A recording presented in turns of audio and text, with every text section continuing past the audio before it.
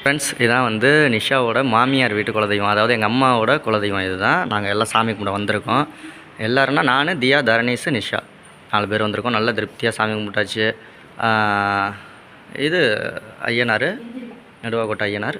இது வந்து காத்தாயம்மன், அப்புறம் பச்சையம்மன். ஓகேங்களா? அப்புறம் இது ஒவ்வொரு சாமியெல்லாம் இருக்கும். இது அக்னி வீரன். இன்னும் 2 நாள் கழித்து இந்த இடத்த பார்த்தீங்க அப்படின்னா பயங்கர விசேஷமாக இருக்கும். சிவன் ராத்திரி அன்னைக்குன்னு. ஆமாம், நாளை பொறுத்து புதன்கிழமை அன்னைக்குன்னு வரும். ஏற்கனவே நிஷா ஃபுல் விளாக் வீடியோலாம் போட்டிருப்பாங்க. ஒவ்வொரு வருஷமுமே வீடியோ போட்டுருவாங்க. வந்து இந்த வருஷம் நாங்கள் ஒரு 2-3 நாளைக்கு முன்னாடி ஞாயிற்றுக்கிழமை பசங்களுக்கு லீவு, அதனால் கூட்டிகிட்டு வந்தோம். சாமியெல்லாம் கும்பிட்டு போவோம் அப்படின்னு சொல்லிட்டு. திரும்ப நாளை பொறுத்தும் வருவா நிஷா. புதன்கிழமை அன்னைக்குன்னு சிவன் ராத்திரி அன்னைக்கும் வருவா. எல்லோரும் வந்து குடும்பத்தோட இங்கே கிடா வெட்டு.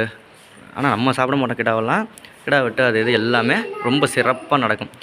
இதுதான் எங்கள் அம்மா வீட்டு சைடு உள்ளது. எங்கள் அப்பாவோட அம்மா வீட்டு சைடு உள்ள குலதெய்வம் இது. எங்களோட குலதெய்வம் கோயில் ஆரக்கோட்டை, அது சிவகங்கை மாவட்டத்தில் இருக்குது. இது மன்னார்குடி மாவட்டம். இது மன்னார்குடி, திருவாரூர் மாவட்டம். மன்னார்குடி பஸ் ஸ்டாண்டுக்கு ஒரு 4 கிலோமீட்டர் முன்னாடி, 2-3 கிலோமீட்டர் முன்னாடி. ஓகே, வீடியோ பிடிச்சா லைக் பண்ணிடுங்க, சப்ஸ்கிரைப் பண்ணிக்கோங்க. பாய். நாங்கள் சாமியெல்லாம் கும்பிட்டு கிளம்பணும். ஐயாவை தொட்டு கும்பிடு, விழுந்து கும்பிடு.